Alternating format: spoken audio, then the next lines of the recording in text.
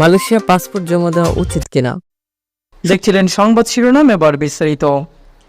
সম্প্রতি বহু দর্শক আমাদেরকে একটি প্রশ্ন করেছেন, এই মুহূর্তে মালয়েশিয়া যাওয়ার জন্য পাসপোর্ট জমা দেওয়া কি ঠিক হবে, এবং সেই প্রশ্নের উত্তরে আমরা বিশ্লেষণ করি বর্তমান পরিস্থিতি। প্রথমত, এই মুহূর্তে মালয়েশিয়া পাসপোর্ট জমা দেওয়া মোটেও বুদ্ধিমানের কাজ হবে না।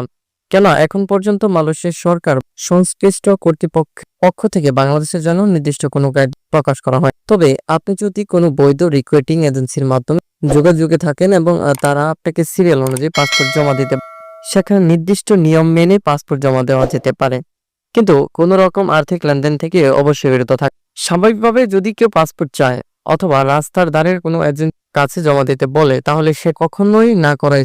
সাবহা সারওয়াক প্রসঙ্গে, এদিকে অনেকে ইতিমধ্যে সাবহা ও সারওয়াক অঞ্চলে ভিসা পেয়েছেন। এটি মালয়েশিয়ার পূর্বাঞ্চলের কিছু নির্দিষ্ট কাজের জন্য।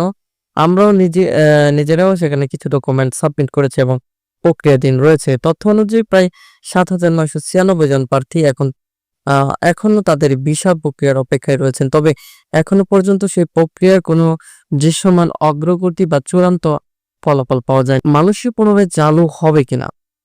আমরা বিশ্বাস করি মালয়েশিয়া বাংলাদেশের জন্য আবারও কর্মসংস্থানের সুযোগ খুলে দেবে।